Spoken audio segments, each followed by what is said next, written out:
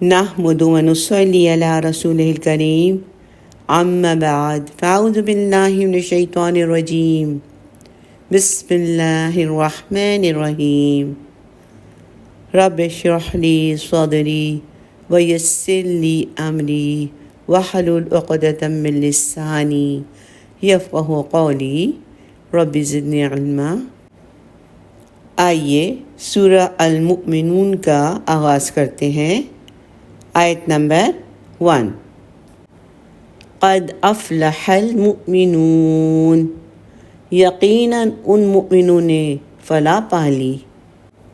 حضرت عمر رضی اللہ تعالیٰ عنہ سے روایت ہے کہ جب آپ صلی اللہ علیہ وسلم پر وحی اترتی، آپ کے چہرے کے آس پاس شہد کی مکھیوں کی گنگناہٹ سی آواز آنے لگتی۔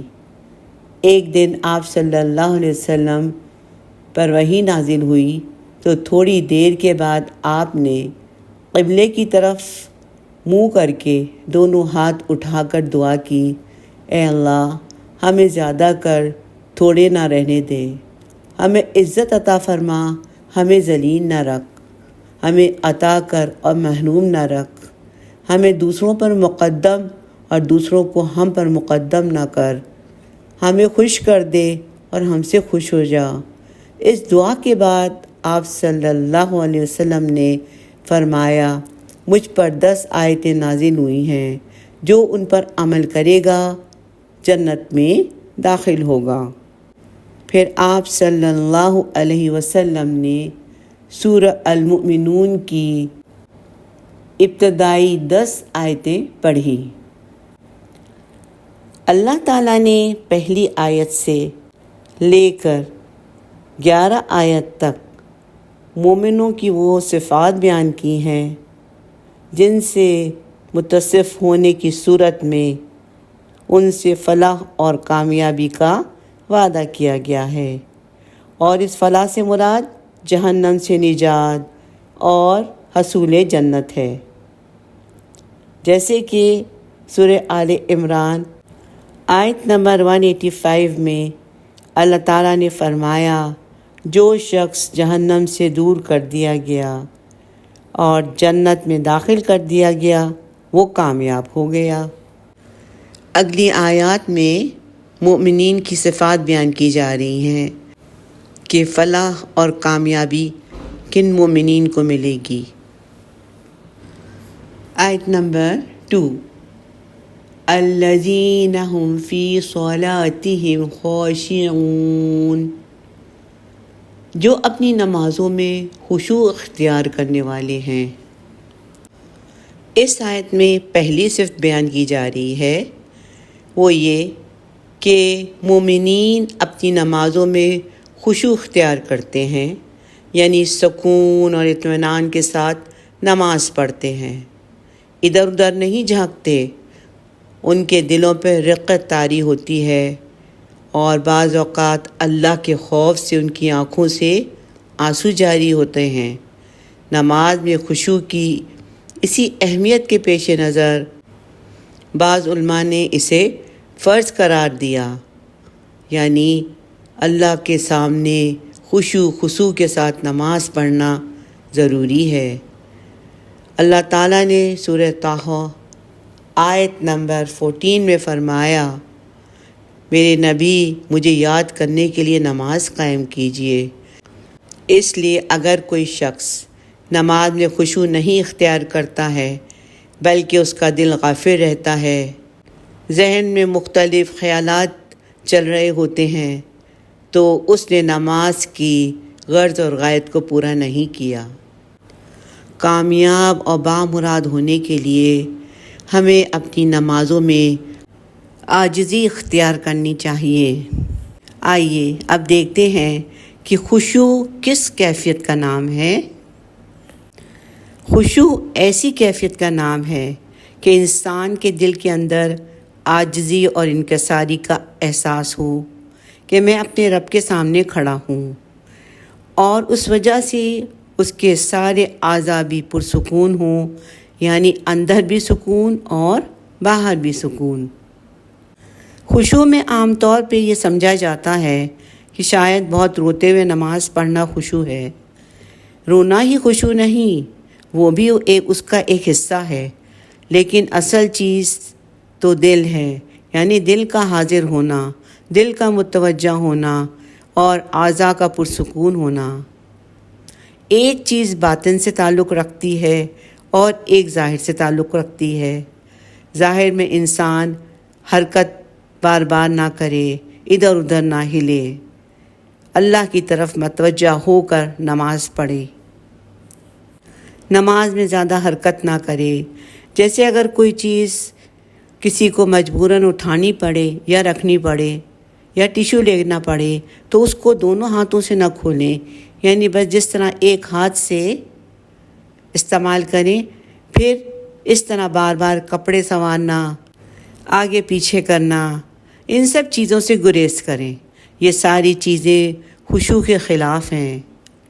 خشوع میں بھرپور توجہ اللہ سبحانہ تعالیٰ کی طرف رہنی چاہیے، یعنی دل نماز میں متوجہ ہو اور جو کچھ ہم کہہ رہے ہوں ذہنی طور پر بھی حاضر ہوں، اور اس بات کا احساس غالب رہے کہ میں اللہ رب العزت کے سامنے کھڑا ہوں اور اپنے رب سے سرگوشیاں کر رہا ہوں۔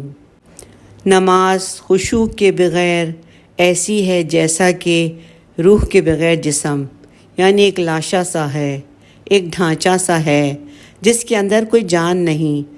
اگر نماز کے اندر خشوع نہ ہو تو انسان کے سارے اعضاء میں بھی خشوع ہونا چاہیے، یعنی دل کا خشوع یہ ہے کہ انسان اللہ کی طرف متوجہ ہو۔ ہاتھ پاؤں کا خشوع یہ ہے کہ انسان اپنی حرکتوں کو کم رکھے، اور جو خشوع سے نماز پڑھتا ہے اس سے اللہ کا وعدہ ہے کہ اللہ تعالیٰ اس کی بخشش فرمائے گا، اور جو ایسا نہیں کرے گا اس کے لیے اللہ کا کوئی وعدہ نہیں ہے۔ اگر چاہے تو بخش دے اور اگر چاہے تو عذاب دے۔ خشوع جنت کو واجب کرنے والا عمل ہے۔ رسول صلی اللہ علیہ وسلم نے فرمایا، جو شخص اچھی طرح وضو کرے، پھر خشوع اور خضوع کے ساتھ متوجہ ہو کر 2 رکعت نماز ادا کرے تو اس کے لیے جنت واجب ہو جائے گی۔ یعنی اگرچہ بہت مشکل کام ہے، لیکن جو اس کے کرنے میں کامیاب ہو جائیں اور پھر کامیابی ہے۔ نماز کا اجر خشوع کے حساب سے ہی ملتا ہے۔ رسول صلی اللہ علیہ وسلم نے فرمایا، بے شک بندہ نماز پڑھتا ہے اور ہر آدمی کا اجر مختلف ہوتا ہے، اور اس کے لیے اس کی نماز کا 10واں حصہ، 9واں حصہ، 8واں حصہ، 7واں حصہ، 6واں حصہ، 5واں حصہ، 4واں حصہ، 1/3 حصہ یا آدھا حصہ لکھا جاتا ہے۔ یعنی جتنا خشوع ہوگا اتنا ہی اس کا اجر لکھا جائے گا۔ نبی کریم صلی اللہ علیہ وسلم نے فرمایا، اس امت میں سب سے پہلے خشوع کو اٹھا لیا جائے گا، حتیٰ کہ ان میں سے ایک بھی خشوع والا آدمی نظر نہیں آئے گا۔ آیت نمبر 3، والذین هم عن اللغو معرضون، اور جو لغو باتوں سے اعراض کرنے والے ہیں۔ یہاں مومنین کی اگلی صفت بیان کی جا رہی ہے، یعنی دوسری صفت کہ بیکار باتوں سے اعراض کرتے ہیں، اس سے بچتے ہیں اور اپنے دامن کو بچائے رکھتے ہیں۔ لغو سے مراد گناہ یا معصیت کا کام نہیں، بلکہ ہر ایسا عمل یا کام جو بے فائدہ اور فضول ہو۔ جیسے لوگ محفلیں جما کر تاش کھیلتے ہیں، باتیں کرتے ہیں، وقت ضائع کرتے ہیں، جیسے کہ وقت ان کے اوپر کوئی بوجھ ہو، اسے سر سے اتار کر پھینکنا چاہتے ہیں۔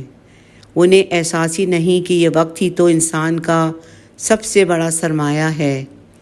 اس وقت سے فائدہ اٹھا کر ہی انسان اپنی عاقبت کو سنوار سکتا ہے، اور جو اس وقت کو فضول میں ضائع کرتا ہے وہ گویا اپنی عاقبت کو ضائع کرتا ہے، فضول چیزوں میں اپنا وقت گزارتا ہے۔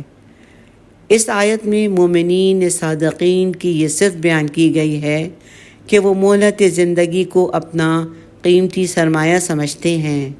انہیں زندگی میں ایک ایک لمحے کی اہمیت کا احساس ہوتا ہے۔ وہ جانتے ہیں کہ صرف ایک دفعہ سبحان اللہ کہنے سے اللہ کے ہاں ان کے درجات کس قدر بلند ہو جاتے ہیں۔ چنانچہ وہ اپنا وقت بے مقصد مصروفیات میں ضائع نہیں کرتے۔ وہ زندگی کے ایک ایک لمحے سے فائدہ اٹھاتے ہیں اور اسے اپنی شخصیت کی تعمیر اور آخرت کے اجر و ثواب کے حصول کے لیے صرف کرتے ہیں، یعنی ان کی زندگی آخرت کے حساب سے ایک بامقصد زندگی ہوتی ہے۔ نبی کریم صلی اللہ علیہ وسلم اللہ سبحانہ تعالیٰ کا ذکر کثرت سے کیا کرتے تھے، لا یعنی گفتگو نہیں کرتے تھے، نماز لمبی پڑھتے، خطبہ مختصر دیتے۔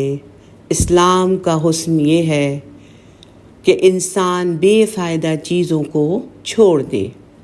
حدیث میں آتا ہے ایک نماز کے بعد دوسری نماز کے درمیان کوئی لغو نہ ہو تو علیین میں اندراج کا باعث ہے، یعنی انسان کے اعمال نامہ پھر علیین میں درج ہوتا ہے اور وہ بلند درجے میں لکھا جاتا ہے۔ آیت نمبر 4 والذین هم للزکاة فاعلون، اور وہ جو ہر دم اپنے تزکیے کی طرف متوجہ رہنے والے ہیں۔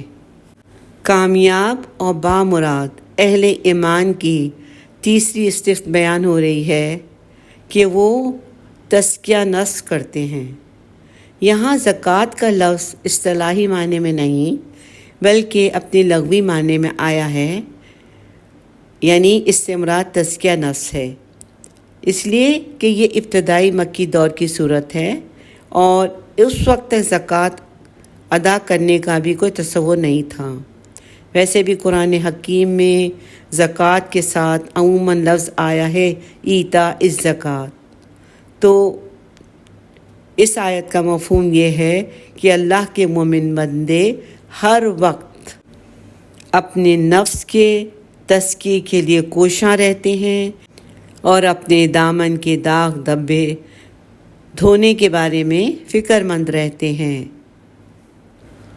آیت نمبر 5 والذین هم لفروجہم حافظون، اور جو اپنی شرم گاہوں کی حفاظت کرنے والے ہیں۔ چوتھی صفت یہ ہے کہ وہ اپنی شرم گاہوں کی حفاظت کرتے ہیں، یعنی وہ حرام طریقوں سے اپنی خواہشات پوری نہیں کرتے۔ اسی لیے اللہ تعالیٰ نے فرمایا وہ صرف اپنی بیویوں اور لونڈیوں کے پاس جاتے ہیں، ایسا کرنے سے وہ قابل ملامت نہیں ہیں، اس لیے کہ اللہ نے ان کے لیے اسے جائز قرار دیا ہے۔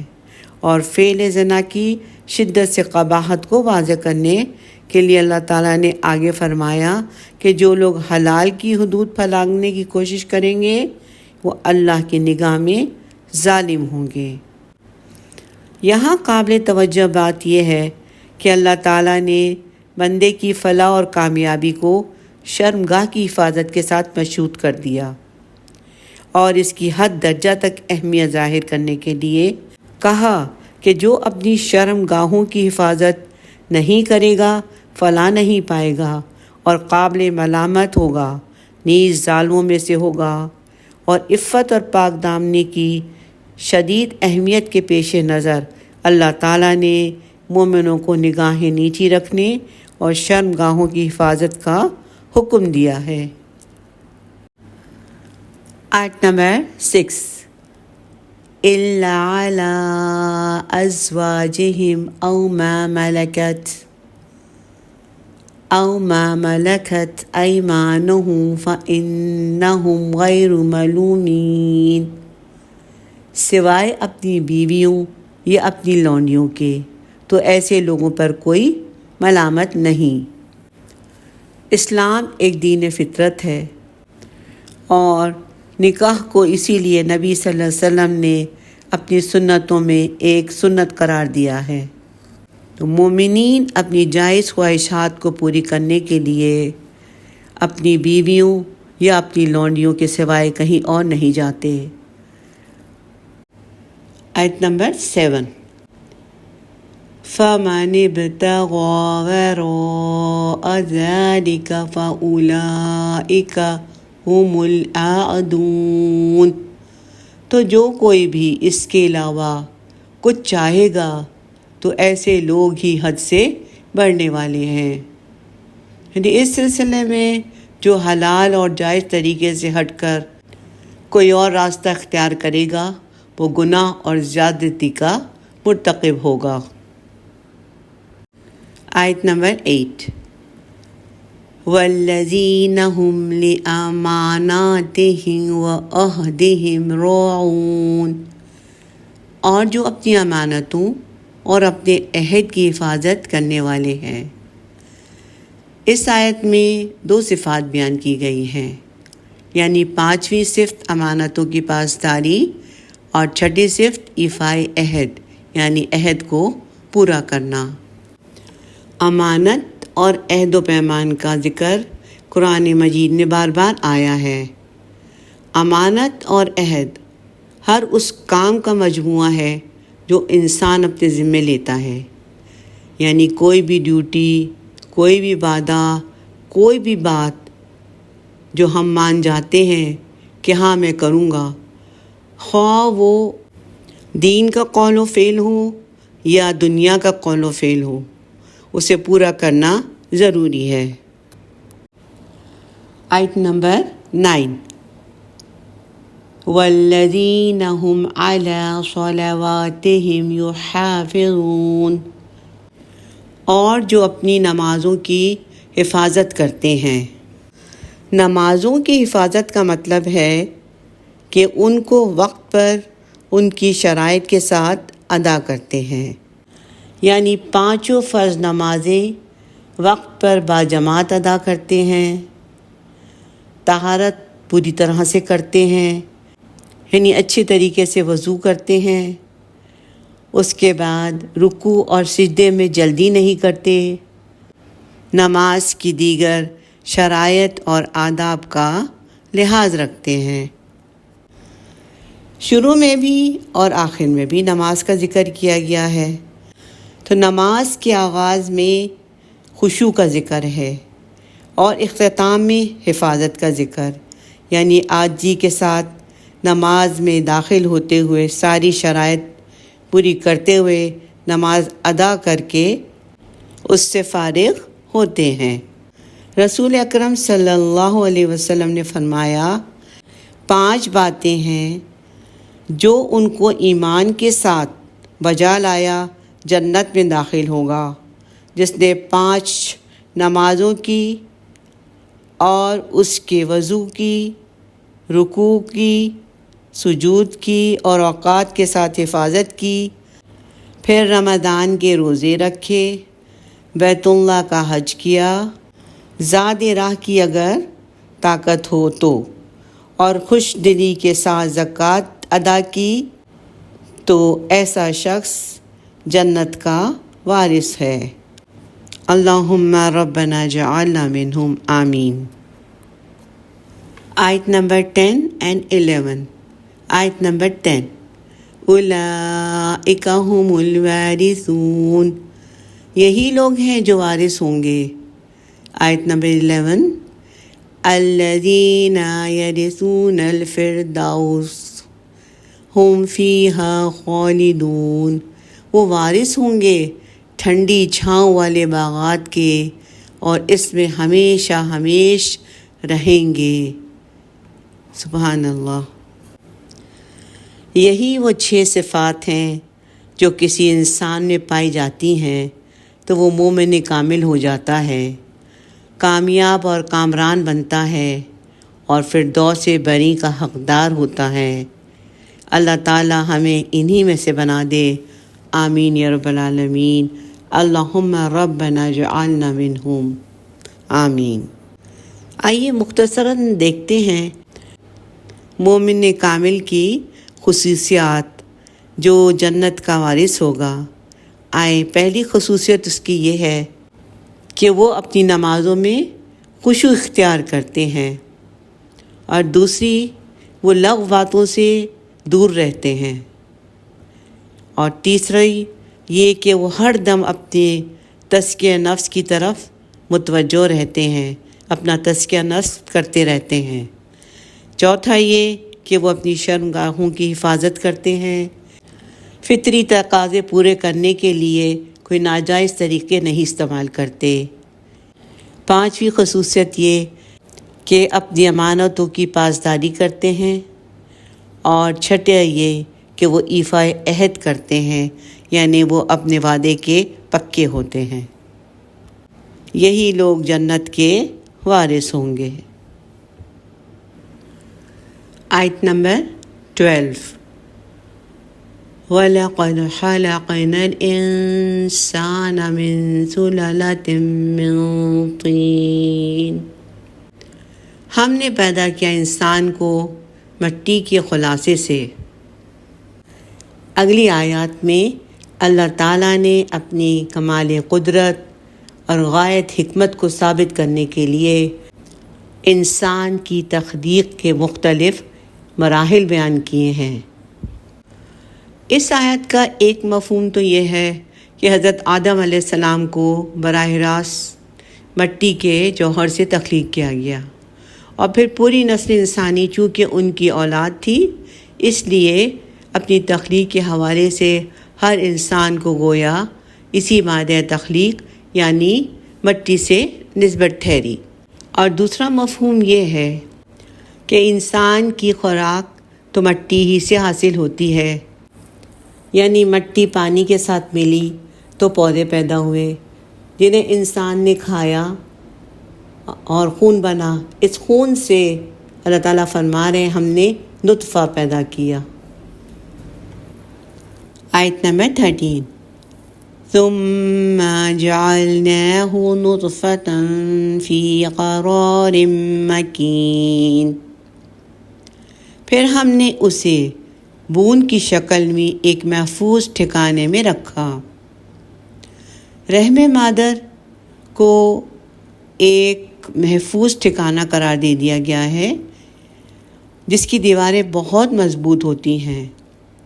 نطفہ رحم مادر یعنی یوٹرس میں پہنچتا ہے اور فرٹیلائز ہو کر رحم کی دیوار کے اندر ایمبیڈ ہو جاتا ہے۔ آیت نمبر 14۔ ثم خلقنا النطفة علقة۔ پھر ہم نے اس نطفے کو علقہ کی شکل دے دی۔ فرٹیلائزڈ اووم ابتدائی مرحلے میں رحم کی دیوار کے اندر ایمبیڈڈ یعنی جمع ہوا ہوتا ہے، جبکہ اگلے مرحلے میں وہ اس سے ابھر کر یعنی بلج آؤٹ کر کے دیوار کے ساتھ جوں کی طرح لٹکنے لگ جاتا ہے، اور یہی دراصل علقہ ہے، اس کو علقہ کہتے ہیں۔ فَخَلَقْنَا الْعَلَقَةَ مُضْغَةً۔ پھر علقوں کو ہم نے گوشت کا لوتھڑا بنا دیا۔ فَخَلَقْنَا الْمُضْغَةَ عِظَامًا فَكَسَوْنَا الْعِظَامَ لَحْمًا۔ بس ہم نے گوشت کے اس لوتھڑے کے اندر ہڈیاں پیدا کی، پھر ہڈیوں پر گوشت چڑھایا۔ سبحان اللہ۔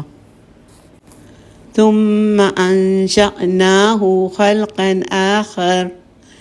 پھر ہم نے اسے ایک اور ہی تخلیق پر اٹھایا۔ یہاں بالکل نئی مخلوق سے کیا مراد ہے؟ اس کی تفصیل ایک حدیث سے ملتی ہے جس کے راوی حضرت عبداللہ بن مسعود رضی اللہ تعالیٰ عنہ ہیں۔ یہ حدیث صحیح بخاری اور صحیح مسلم میں موجود ہے۔ تم میں سے ہر ایک کی تخلیق یوں ہوتی ہے کہ وہ اپنی ماں کے پیٹ میں 40 یوم تک نطفے کی صورت میں، اس کے بعد اتنے ہی روز تک علقہ کی صورت میں، اور اس کے بعد اتنے ہی روز گوشت کے لوتھڑے کی صورت میں رہتا ہے۔ بعد ازاں اس کی طرف ایک فرشتہ بھیجا جاتا ہے، پس وہ اس میں روح پھونکتا ہے، یعنی 40 دن تک نطفہ، پھر 40 دن تک علقہ، اور اس کے 40 دن تک مضغہ۔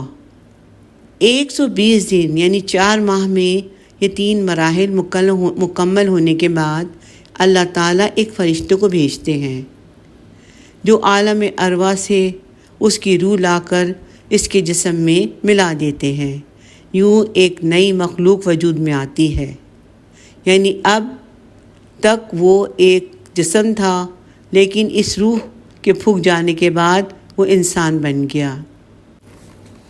فتبارک اللہ احسن الخالقین، پس برابر برکت ہے اللہ تمام تخلیق کرنے والوں میں بہترین تخلیق کرنے والا۔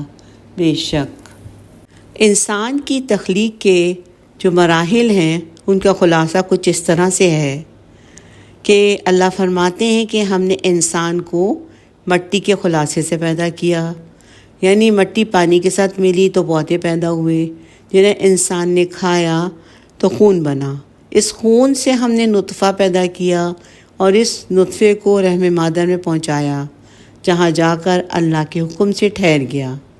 پھر اسے سرخ اور منجمد خون میں بدل دیا، پھر اسے گوشت کا ایک ٹکڑا بنایا، پھر اس ٹکڑے سے ہم نے انسانی جسم کا عمود فقری اور باقی ہڈیاں تیار کیں، پھر اس پر گوشت کی تہیں جمائی، پھر دیگر اعضاء بنائے، اچھی شکل اور صورت بنائی، اور ایک انسان کامل بنا کر رحم مادر سے باہر لے کر آئے۔ یہ سب اس اللہ کی عظیم کاریگری ہے جو عظیم قدرت اور حکمت کا مالک ہے۔ بے شک۔ آیت نمبر 15، ثم انکم بعد ذلک لمیتون، پھر اس کے بعد تم لوگ یقیناً مرنے والے ہو۔ آیت نمبر 16، ثم انکم یوم القیامت تبعثون، پھر قیامت کے دن تم لوگ یقیناً اٹھا دیے جاؤ گے۔ ان آیات میں بتایا جا رہا ہے پھر آدمی کو اپنی عمر جو محدود عمر ہے گزار کر مر جانا ہے، لیکن اللہ کی حکمت کا تقاضا یہ ہے کہ جس انسان کو اس نے اتنے اہتمام سے پیدا کیا وہ زندگی دے کر عمل کی مہلت دے اسے، اور اس نے عمل کی مہلت دی، اسے یوں ہی ضائع نہ کرے۔ اس لیے قیامت کے دن اللہ تعالیٰ انسانوں کو قبروں سے دوبارہ زندہ کر کے حساب اور جزا کے لیے نکالیں گے۔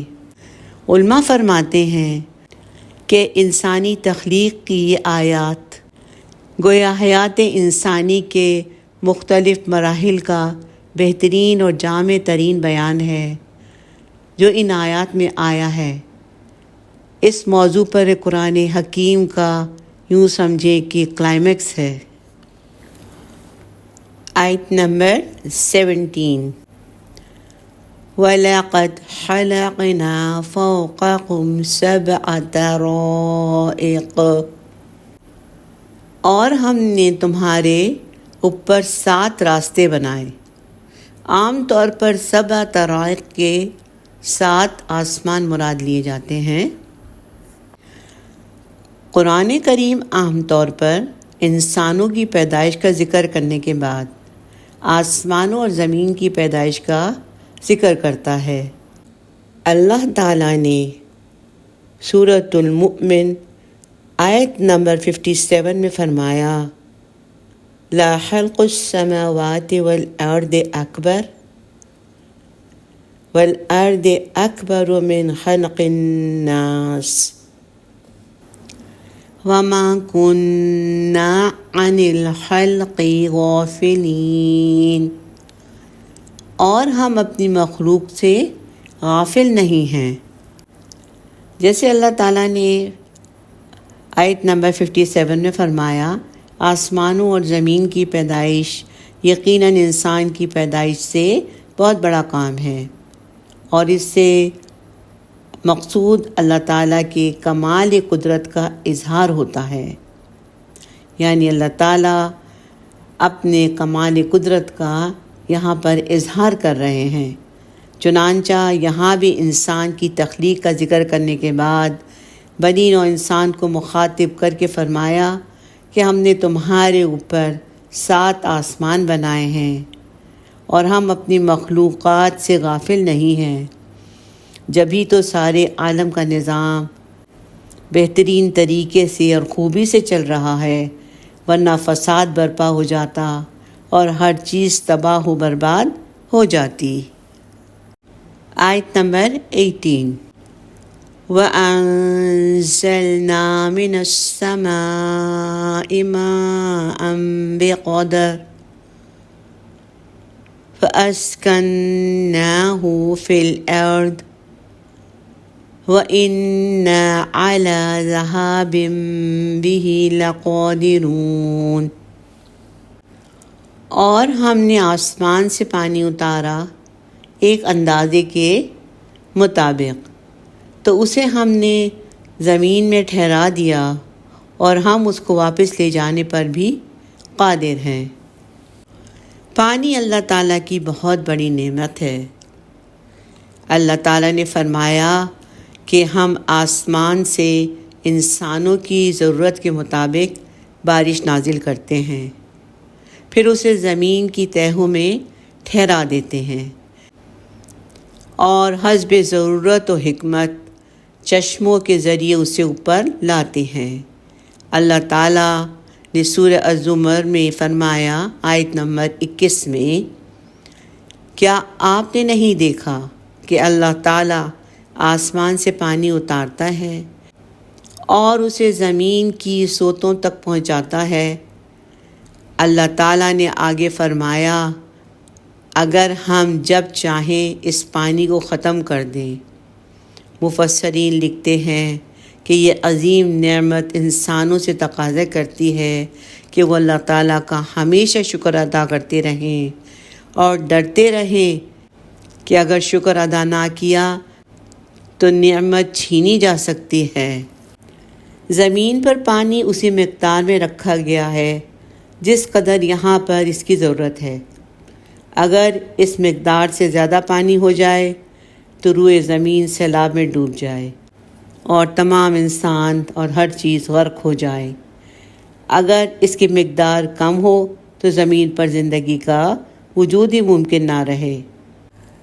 اللہ تعالیٰ یہ قدرت رکھتے ہیں کہ روئے زمین سے پانی کا وجود ختم کر دیں اور یوں دنیا میں زندگی کی بنیادیں ہی ختم ہو جائیں۔ اسی لیے ہمیں ہر وقت اللہ کی اس نعمت کا شکر گزار رہنا چاہیے اور ہمیں پانی کو ضائع بھی نہیں کرنا چاہیے۔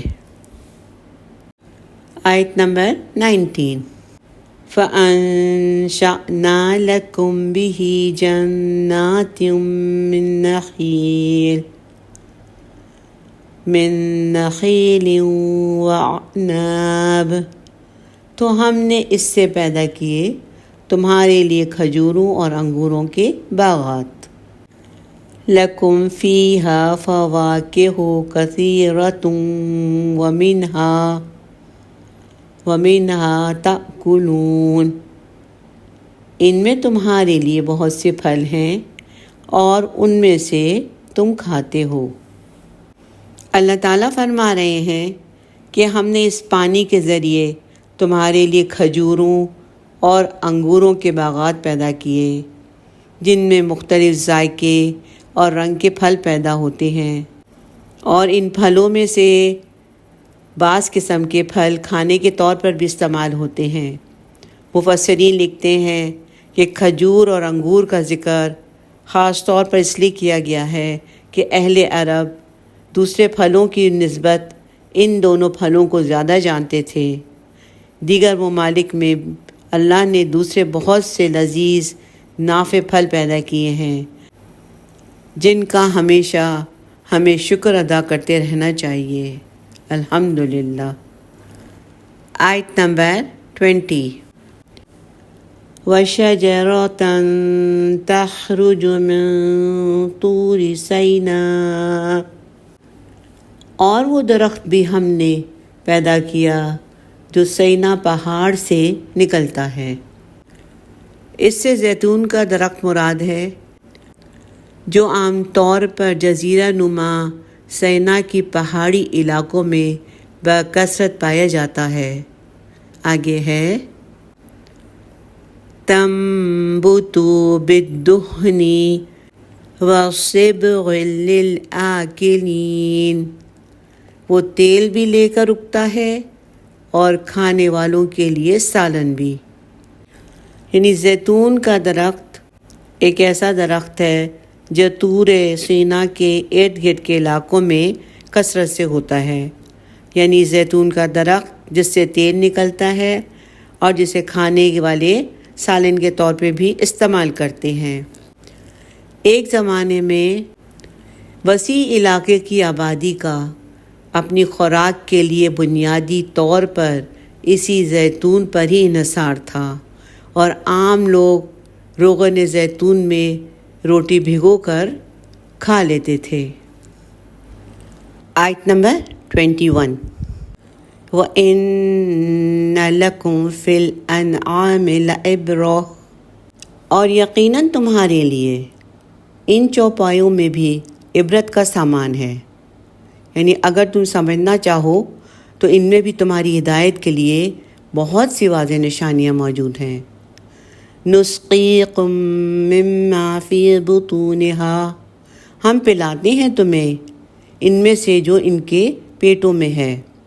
سورہ نحل میں اس اللہ تعالیٰ کی قدرت کا ذکر کچھ اس طرح کیا گیا ہے، اور یقیناً تمہارے لیے چوپایوں میں بھی عبرت ہے، ہم پلاتے ہیں تمہیں اس میں سے جو ان کے پیٹوں میں ہوتا ہے، گوبر اور خون کے درمیان سے خالص دودھ پینے والوں کے لیے نہایت خوشگوار۔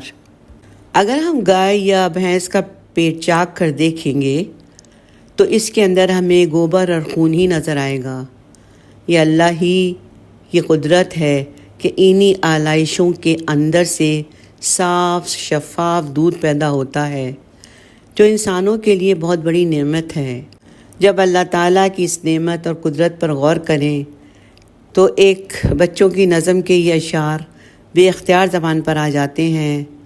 رب کا شکر ادا کر بھائی جس نے ہماری گائے بنائی، اس خالق کو کیوں نہ پکاریں جس نے پلائی دودھ کی دھاریں۔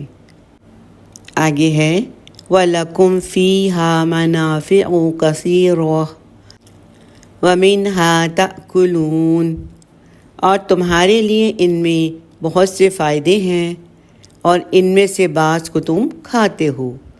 یعنی یہ چوپائے اور جانور بہت سے کاموں میں تمہاری مدد کرتے ہیں، تمہارا ساز و سامان کی نقل و حمل میں تمہارے کام آتے ہیں، اور تم اپنی غذا میں بھی انہی کا گوشت استعمال کرتے ہو۔ چوپائے بھی اللہ تعالیٰ کی بہت بڑی نعمت ہیں، اور ان میں انسان کے لیے بڑی عبرت آموز باتیں ہیں۔ جانوروں کی تخلیق، ان کی زندگی اور ان سے حاصل ہونے والے فائدوں پر غور و فکر کر کے اللہ تعالیٰ کے وجود اور اس کی وحدانیت پر ایمان لے آتا ہے۔ علماء لکھتے ہیں کہ ممکن ہے یہاں انعام سے مراد اونٹ ہو، اس لیے کہ عام طور پر بوجھ اسی پر لادا جاتا ہے، اور دودھ جو گوبر اور خون کے درمیان سے گزرتا ہوا جانوروں کے پیٹ سے نکلتا ہے، انسان اسے پیتا ہے، جانوروں کا گوشت کھاتا ہے، ان کے بال اور اون سے جو کپڑے تیار ہوتے ہیں انہیں پہنتا ہے، ان پر سواری کرتا ہے، ان پر بوجھ لاد کر دور دراز شہروں تک جانے کے لیے استعمال کرتا ہے۔ آیت نمبر 22، وَعَلَيْهَا وَعَلَى الْفُلْكِ تُحْمَلُونَ، اور ان جانوروں پر اور کشتیوں پر بھی تم سوار کیے جاتے ہو۔ جس طرح یہ جانور زمین پر تمہارا بوجھ اٹھاتے ہیں اور یہ زمین یعنی خوشی کے لیے ہوتے ہیں، اسی طرح کشتیاں سمندر کے لیے ہوتی ہیں۔ سمندروں اور بحری راستوں کے لیے سامان کو ایک جگہ سے دوسری جگہ پہنچانے کے لیے یہ کشتیاں ہی استعمال ہوتی ہیں۔ یہ تمام نعمتیں انسانوں سے تقاضا کرتی ہیں کہ وہ اللہ کا شکر ادا کریں، اس کے احسانات کو یاد کریں، اسی کی عبادت کریں اور اس کے ساتھ عبادت میں کسی کو شریک نہ بنائیں۔ الحمدللہ یہاں پر اس رکوع کا اختتام ہوا۔ بارک اللہ لی ولکم۔ ربنا تقبل منا انك انت السميع العليم ربنا لا تؤاخذنا ان نسينا او اخطأنا آمین۔ سبحانک اللہم وبحمدک نشہد ان لا الہ الا انت نستغفرک ونتوب الیک۔ السلام علیکم ورحمۃ اللہ وبرکاتہ۔